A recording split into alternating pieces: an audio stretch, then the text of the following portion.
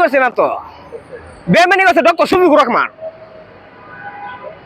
অন্য কথা কইতে গেলে আরো 20 বছর আগের কথা কইতে হবে। ডক্টর শফিকুর রহমানে 2006 সাল 28 অক্টোবর ডক্টর জমায়েতরা কি করছিল, বিএমপি থেকে বিচ্ছিন্ন হইয়া। এই রেকর্ড কি আপনারা জানেননি?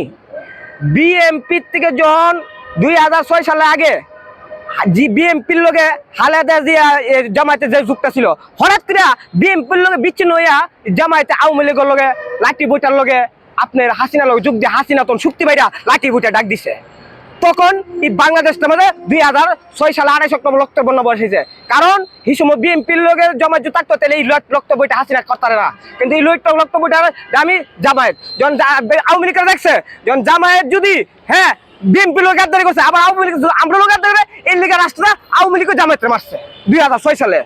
তা 71 জামায়াতরা বাংলাদেশ এই রাজাগারি করছে 2006 সালে 28 অক্টোবর। আবার এবারও কইতেছে বিএনপির দোষ। ওর মানে আর বিএনপি না, ই ডক্টর শফিকুর রহমান ধরা লাগলে বিএনপির লোক না পারলে জামাতে জাতীয় পার্টি হয়ে যাবে, এনসিপি হয়ে যাবে, ধরা লাগলে আওয়ামী লীগ হয়ে যাবে। ধরা লাগলে যারা বাংলাদেশকে ভালো না হ্যাঁ ডক্টর শফিকুর রহমান হচ্ছে ক্ষমতার পাগল। এই ক্ষমতার জন্য বাংলাদেশের মানুষকে সব বিকে দিতে চাইবে।